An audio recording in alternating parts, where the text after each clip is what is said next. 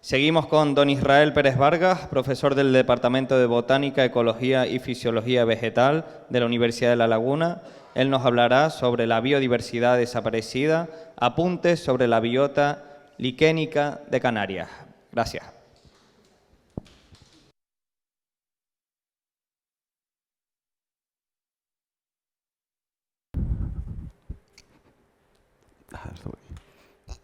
Hola, hola a todos. Muchas gracias por la presentación. Soy Israel Pérez Vargas del Departamento de Botánica de la Universidad de La Laguna y afortunadamente la biodiversidad no está desaparecida, está desapercibida, ¿vale?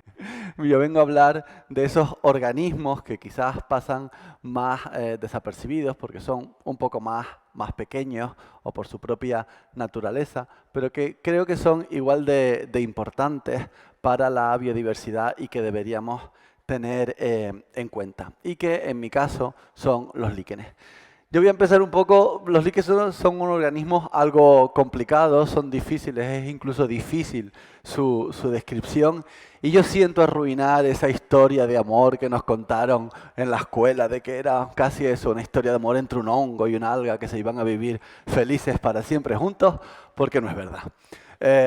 Yo si fuera alga, a mí no me cogía un líquen, un hongo, y prácticamente como que me secuestraba y impedía que me reprodujese sexualmente, impedía mi distribución y me quitaba la independencia.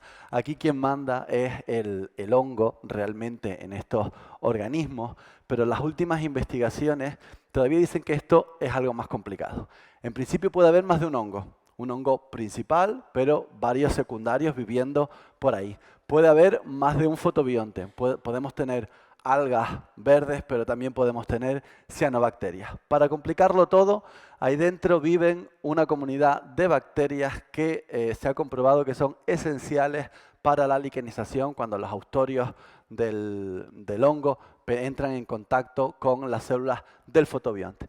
También viven virus y otra gente que conforma lo que se conoce como el microbioma, con lo cual eso es casi un edificio de vecinos, y de ahí que muchos autores, sobre todo Hawksworth y Grube, hace un par de años definieran un líquen casi como un mini ecosistema que vive un poco estable.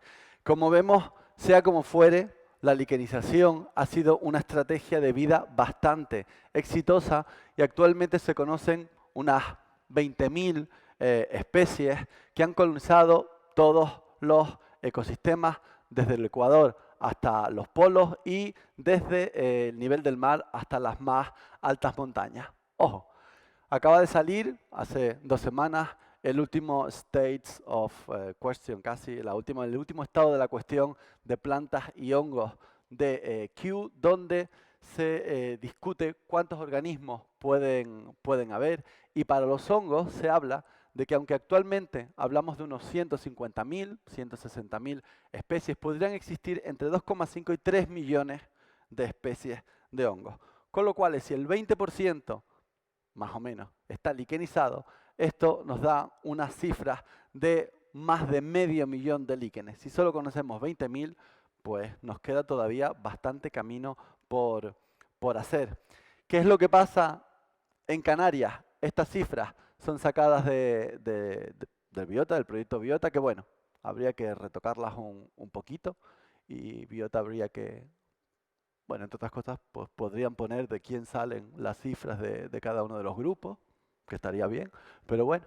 Pero bueno, si tenemos en cuenta la parte de la biodiversidad terrestre, si nos fijamos, no me furula esto, bueno, pero si nos fijamos ahí prácticamente el 60% de la biodiversidad terrestre de Canarias son hongos. Es ese gran grupo que se ha denominado la funga.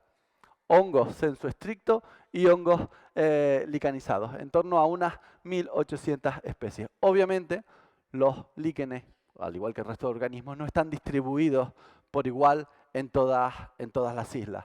Algunas porque tenemos un buen muestreo y se conocen mejor. Otras, por ejemplo, en el caso de Gran Canaria, es todo lo contrario. Ahí tenemos mucho trabajo por hacer y las cifras bajas pues, de Fuerteventura y Lanzarote es porque le faltan ecosistemas. Pues si no hay Monteverde, no hay pinar y no hay alta montaña, pues no estarán los líquenes que se desarrollan en estos ecosistemas. Yo les voy a hablar un poquito, o por lo menos les voy a enseñar un par de fotos para que vean, o para que cuando salgan al campo se fijen un poco y digan, ah, mira, pues hay líquenes, y ahí mira, sí, los puedo ver. Iré un poco por pisos de vegetación. En Canarias, como les dije, también hay líquenes desde el nivel del mar hasta las cumbres más altas del Teide, incluso en el intermareal, ahí cuando vamos y a veces miramos los riscos y vemos una banda que decimos, ay, eso es piche. No. Eso, a lo mejor también hay piche, que seguramente.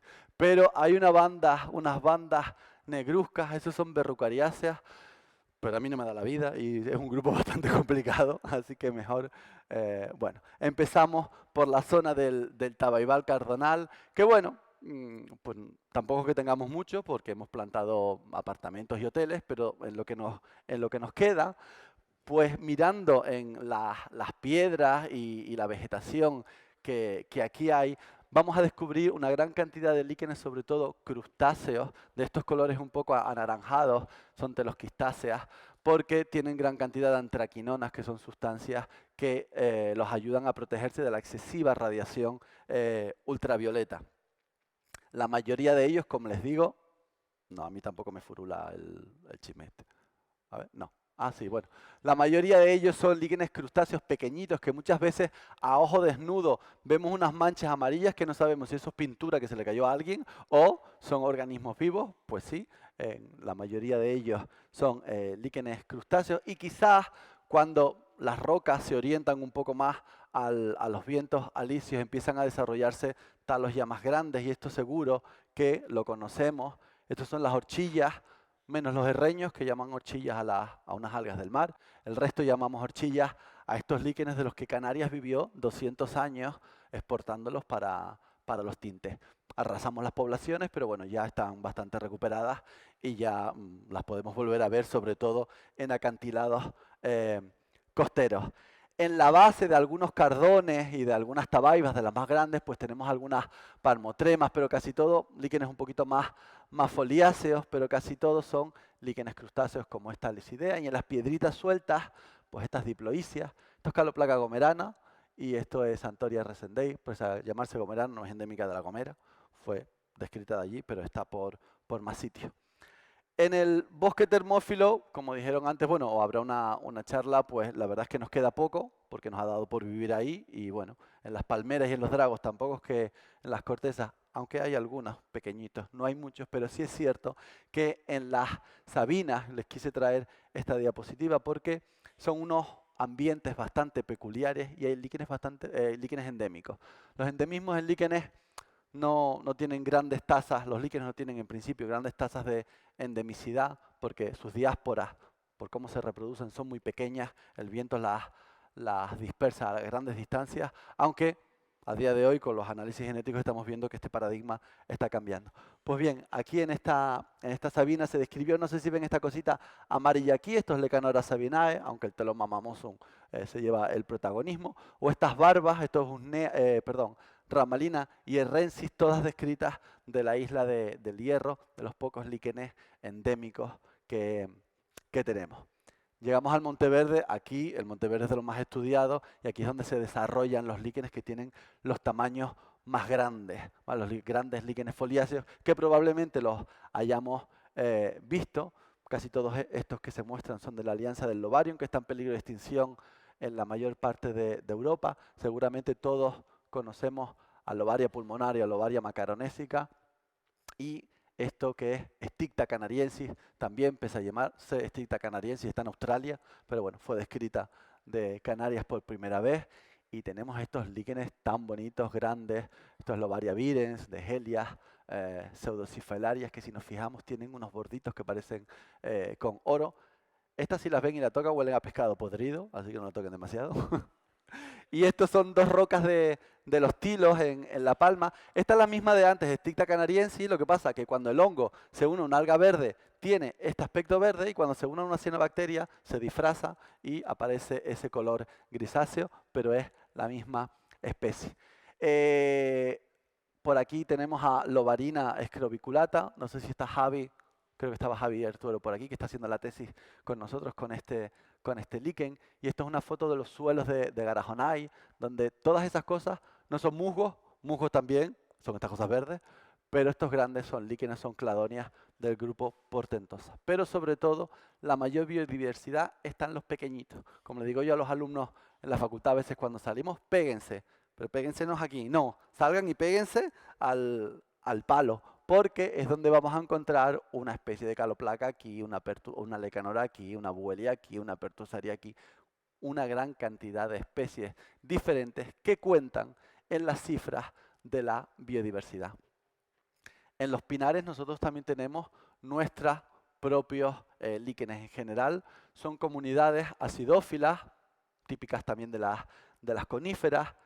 Este, por si lo ven en algún sitio, es el único líquen tóxico, ligeramente, que hay en Canarias. Aparte, nosotros no nos vamos comiendo cosas amarillas por el campo.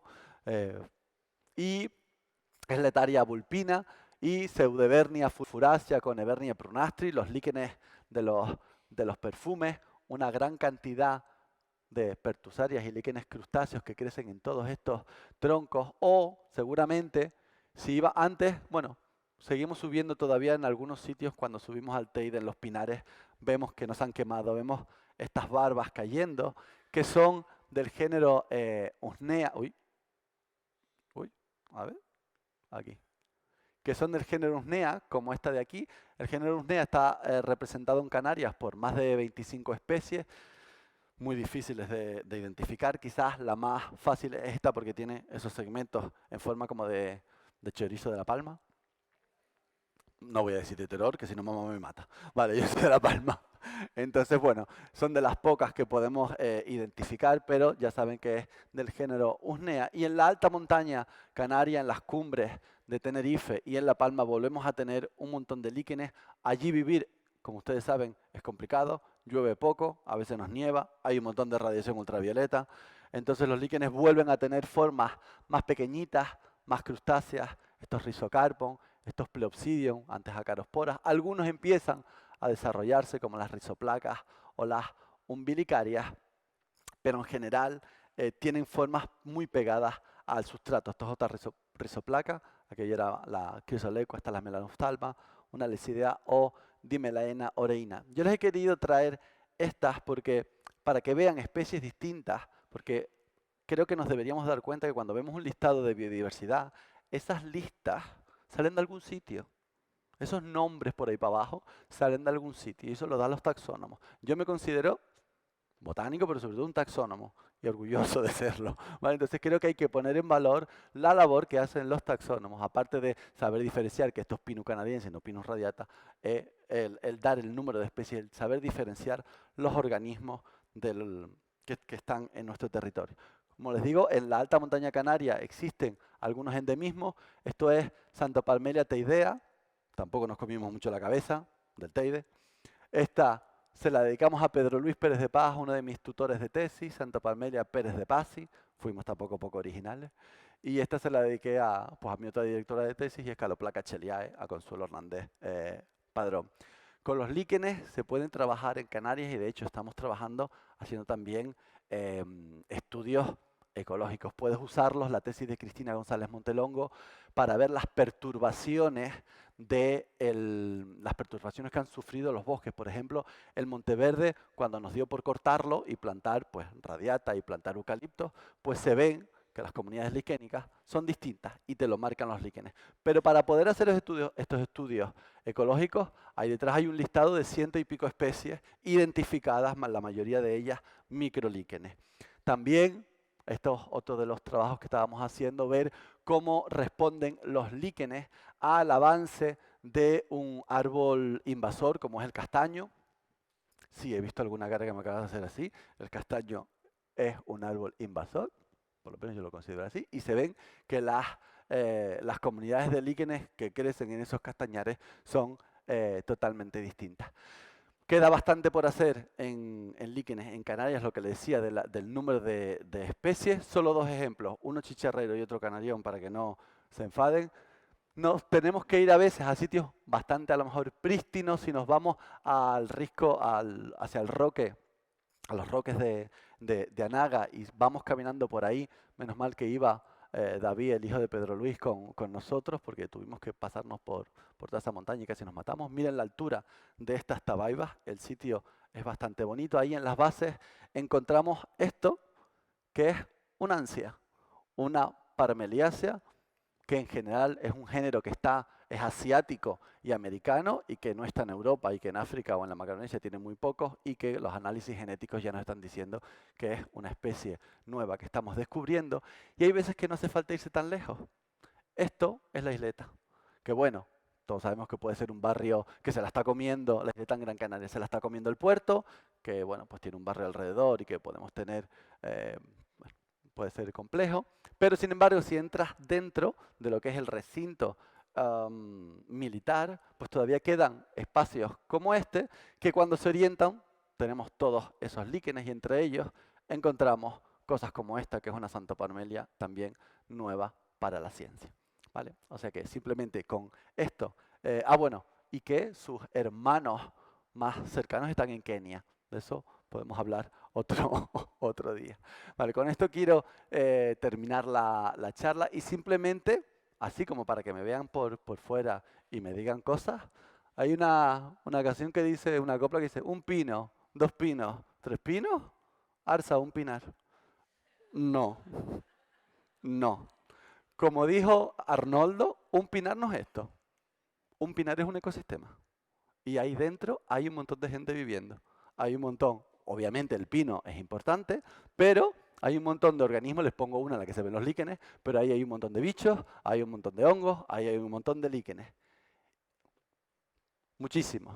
Mi tesis doctoral fue de la caldera de Taburiente y hay nosotros recolectamos como 300 especies distintas. Y cuando pasa esto, volver aquí no pasa ni en 5, ni en 10, ni en 15, ni en 20, ni en 25 años. Hay estudios que dicen que pasados 75 años, esto, una vez que llega aquí, no vuelve para atrás. Y aunque el pino, estas son fotos de la semana pasada que subimos a muestrear, porque creo que Marcos está por aquí, está empezando a hacer la tesis doctoral sobre hongos pirófilos de los pinares quemados, aunque el pino empieza a rebrotar, pues el resto de los organismos que viven ahí, no.